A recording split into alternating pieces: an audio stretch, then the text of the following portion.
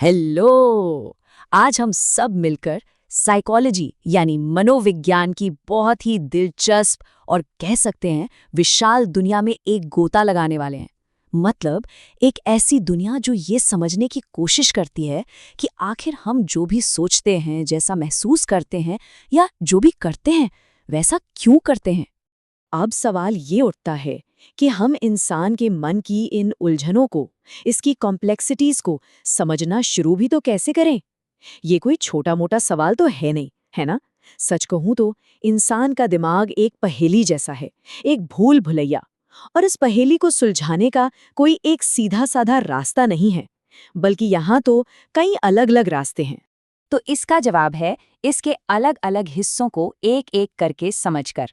तो चलिए आज मॉडर्न साइकोलॉजी के इसी नक्शे को खोलते हैं और इसके हर एक रास्ते पर एक छोटा लेकिन बहुत ही दिलचस्प सफर करते हैं। तो हमारे आज के सफर का रूट मैप कुछ ऐसा रहेगा। सबसे पहले हम मन के नक्शे को समझेंगे, जिसमें हीलिंग और पर्सनल ग्रोथ पर फोकस होगा। फिर हम देखेंगे कि एक सोशल वर्ल्ड में हमारा दिमाग कैसे काम करता है। इसके बाद हम दिमाग के अंदरूनी ब्लूप्रिंट को समझेंगे और आखिर में देखेंगे कि साइकोलॉजी असल दुनिया में प्रैक्टिकल फील्ड्स में कैसे काम आती। तो चलिए शुरू करते हैं हमारे नक्शे के पहले हिस्से से। ये वो एरिया है जो सीधे सीधे हमारी वेलबीइंग, हमारे मानसिक स्वास्थ्य से जुड़े हैं। यहाँ साइकोलॉजी का मकसद है हमें बेहतर महसूस कराना और जिंदगी की जो भी मुश्किलें हैं उनसे निपटने में हमारी मदद करना। तो सबसे पहले बात करते हैं क्लिनिकल साइकोलॉजी की। अच्छा, जब भी कोई साइकोलॉजी शब्द सुनता है ना, तो ज्यादातर लोगों के दिमाग में यही आता है। इसका मेन काम है मेंटल हेल्थ से जुड़ी जो सीरियस प्रॉब्लम्स हैं, जैसे कि डिप्रेशन, एंजाइटी या किसी तरह का फोबिया, उनका साइंटिफिक तरीके से पता लगाना और फिर उनका इलाज करना। तो ये असल में काम कैसे करता है। मान लीजिए किसी को बहुत ज्यादा चिंता होती है, मतलब हर छोटी बात पर मन में नेगेटिव ख्याल आने लगते हैं, तो एक क्लिनिकल साइकोलॉजिस्ट क्या करेगा। वो सीबीटी यानी कॉग्निटिव बिहेवियरल थेरेपी जैसी तकनीक का इस्तेमाल करके उस इंसान को अपने ही नेगेटिव थॉट पैटर्न्स को पहचानने और उन्हें चैलेंज करने में मदद करेगा। ये कुछ ऐसा है जैसे अपने ही विचारों का जासूस बनना, ताकि उन्हें बदला जा सके। अब अगला है काउंसलिंग साइकोलॉजी। इसे आप क्लिनिकल साइकोलॉजी का करीबी रिश्तेदार समझ सकते हैं, लेकिन इसका फोकस थोड़ा सा अलग है। यहाँ ध्यान किसी गंभीर मानसिक बीमारी पर नहीं, बल्कि रोजमर्रा की जिंदगी की जो चुनौतियाँ होती हैं, जैसे करियर बदलना, रिश्तों में तनाव या कॉन्फिडेंस की कमी, इन सब से निपटने में लोगों की मदद करने पर होता है। जैसे एक उदाहरण लेते हैं, अगर किसी को अपनी नई जॉब में एडजस्ट करने में बहुत स्ट्रेस हो रहा है, तो एक काउंसलिंग साइकोलॉजिस्ट उससे बेहतर कम्युनिकेशन और टाइम मैनेजमेंट जैसी ज़रूरी स्किल्स सीखने में मदद कर सकता है। ये बिल्कुल जिंदगी के सफ़र में एक गाइड की तरह है, जो मुश्किल मोड़ पर हमें सही रास्ता दिखाता है। तो दोनों में मेन फ़र्क समझ आया। क्लिनिकल साइकोलॉजी अक्सर डिसऑर्डर्स के ट्रीटमेंट यानी इलाज पर फोकस करती है, जबकि काउंसलिंग साइकोलॉजी जिंदगी की चुनौतियों से निपटने में गाइडेंस यानी मार्गदर्शन पर। एक तरह से एक बीमारी का इलाज करता है तो दूसरा जिंदगी के उतार चढ़ाव में सहारा बनता है। वेलबीइंग के रास्ते पर दो और बहुत ज़रूरी फील्ड्स हैं। एक है हेल्थ साइकोलॉजी। ये इस बात को देखती है कि हमारा मन और शरीर आपस में कितने गहरे जुड़े हुए हैं, मतलब कैसे स्ट्रेस हमें बीमार कर सकता है और कैसे पॉजिटिव सोच हमें जल्दी ठीक होने में मदद कर सकती है।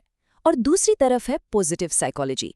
ये सिर्फ प्रॉब्लम ठीक करने पर नहीं, बल्कि इस बात पर फोकस करती है कि हमें खुश और मजबूत क्या चीज़ बनाती है, जैसे कि ग्रैटिट्यूड, रेजिलियंस और जिंदगी में एक मकसद होना। चलिए अब थोड़ा जूम आउट करते हैं। अभी तक हम एक व्यक्ति पर फोकस कर रहे थे। अब हमारे नक्शे का अगला पड़ाव हमें ये दिखाएगा कि हम ग्रुप्स में, समाज में और अपने आसपास की दुनिया में कैसे बिहेव करते हैं। यहाँ दो बड़े खिलाड़ी हैं। पहला सोशल साइकोलॉजी। ये स्टडी करती है कि हम दूसरों से कैसे प्रभावित होते हैं। आपने सोचा है क्यों कोई इंसान अकेले में अलग और भीड़ में बिल्कुल अलग तरह से बर्ताव करता है। ये सब सोशल साइकोलॉजी का ही कमाल है। और दूसरा है इंडस्ट्रियल ऑर्गेनाइजेशनल या आईओ साइकोलॉजी। ये इन्हीं सब सिद्धांतों को ऑफिस और कंपनियों में लागू करती है, ताकि वहां काम करने वाले लोग ज्यादा खुश, प्रोडक्टिव और मोटिवेटेड महसूस करें। ये एक बहुत ही अनोखा और मज़ेदार फील्ड है, एनवायरनमेंटल साइकोलॉजी। ये इस बात की पड़ताल करती है कि हमारा आसपास का माहौल, हमारा फिजिकल एनवायरनमेंट हमारी सोच और हमारी फीलिंग्स को कैसे अफेक्ट करता है। मतलब साइकोलॉजी सिर्फ हमारे दिमाग के अंदर ही नहीं है, ये तो हमारे चारों ओर के बिल्डिंग्स, पार्कों और सड़कों में भी है। इसका एक बेहतरीन उदाहरण ये है कि एक एनवायरनमेंटल साइकोलॉजिस्ट जो शहर के प्लानर्स होते हैं उन्हें सलाह दे सकता है कि शहर में ज़्यादा से ज़्यादा पार्क और हरे भरे इलाके बनाए जाएं। क्यों? क्योंकि रिसर्च बार बार ये साबित कर चुकी है कि नेचर के करीब रहने से स्ट्रेस कम होता है और लोगों की मेंटल हेल्थ बेहतर होती है। ठीक है, तो अभी तक हमने बाहर की दुनिया को देखा। अब चलिए इस सफर को अंदर की तरफ मोड़ते हैं। अब हम दिमाग के ऑपरेटिंग सिस्टम को समझने की कोशिश करेंगे, यानी वो फील्ड्स जो हमारे सोचने, याद रखने और सीखने के तरीके को स्टडी करते हैं। यहाँ भी दो मेन एरियाज हैं। एक है कॉग्निटिव साइकोलॉजी, ये देखती है कि हमारा दिमाग जानकारी को प्रोसेस कैसे करता है, हम सीखते कैसे हैं, हमें चीज़ें याद कैसे रहती हैं और हम मुश्किल से मुश्किल प्रॉब्लम्स को कैसे सॉल्व कर पाते हैं। और दूसरा है डेवलपमेंटल साइकोलॉजी, ये हमारी पूरी जिंदगी को देखती है। मतलब ये स्टडी करती है कि बचपन से लेकर बुढ़ापे तक हमारी सोच, हमारी भावनाएं और हमारी सोशल स्किल्स कैसे डेवलप होती हैं और कैसे बदलती हैं। इसके बाद आता है न्यूरोसाइकोलॉजी। ये दिमाग के हार्डवेयर यानी ब्रेन और सॉफ्टवेयर यानी हमारे बिहेवियर के बीच के सीधे कनेक्शन को देखता है। ये इस बात की स्टडी करता है कि ब्रेन में कोई चोट लगने, स्ट्रोक आने या किसी बीमारी का हमारी याददाश्त, हमारी पर्सनालिटी और हमारे व्यवहार पर क्या असर पड़ता है। इसका एक बहुत ही ज़रूरी इस्तेमाल है स्ट्रोक के मरीजों के लिए रिहैबिलिटेशन प्रोग्राम बनाना। इसमें न्यूरोसाइकोलॉजिस्ट एक तरह से दिमाग के लिए फिजियोथेरेपी डिज़ाइन करते हैं, कुछ खास दिमागी कसरतें, ताकि मरीज की याददाश्त और कॉन्सेंट्रेट करने की क्षमता को सुधारा जा सके। ये वाकई में किसी की जिंदगी बदल देने वाला काम है। चलिए, अब हम अपने सफ़र के आखिरी हिस्से में आ गए हैं। यहाँ हम साइकोलॉजी के कुछ ऐसे फील्ड्स को देखेंगे जहाँ इसके प्रिंसिपल्स बहुत ही खास और कभी-कभी तो हैरान कर देने वाले तरीकों से लागू होते हैं। आप इन्हें साइकोलॉजी की स्पेशल फोर्सेस भी कह सकते हैं।